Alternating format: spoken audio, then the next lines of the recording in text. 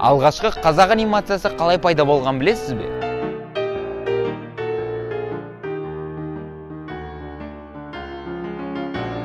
Бір кездері Әмен Қайдар Диснейнің Бэмбиін көріп, мынау қалай жасалған, қалайша ертегі тіріліп, жай суретке жан бітірген деген сұрақтармен шабыттанып, қазақ даласына да осындай керек деп, өзінің алғашқы анимациясын жасай бастайды.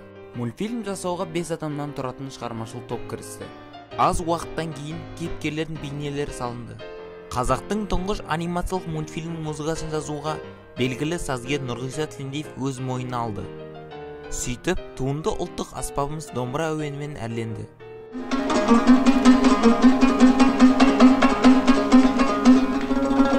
Ұзақтығы 10 минутқа жететін Қарлығаштың оқиғасын жасауға 1,5 жылдай уақыт кетті. Осылайша 1967 жылы қазақтың тұңғыш анимациялық Қарлығаштың құйрығы неге әрі мультфильмінің тұсауы кесіледі. Жарыққа шыққан бойда көрермендердің ыстық ықыласына бөленіп, 48 елдің экранынан көрсетілді.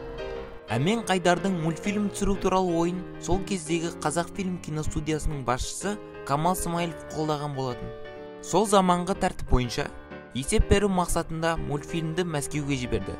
Алайда Мәскеудегі Қазақфильм киностудиясының тікелей басшысы шағын топтың жасаған үлкен жұмысына сене алмай қарсылық білдірді. Бірақ Камал Смайылов қазақтың өз ұлттық мультфильм болу керектігін алға тартып, сол наразылыққа төтеп берді. Көп ұзамай Мәскеуден мамандар келіп, жұмыс барысын өз көздерімен көріп, шығармашылық топ еңбегін жоғарғы бағалады.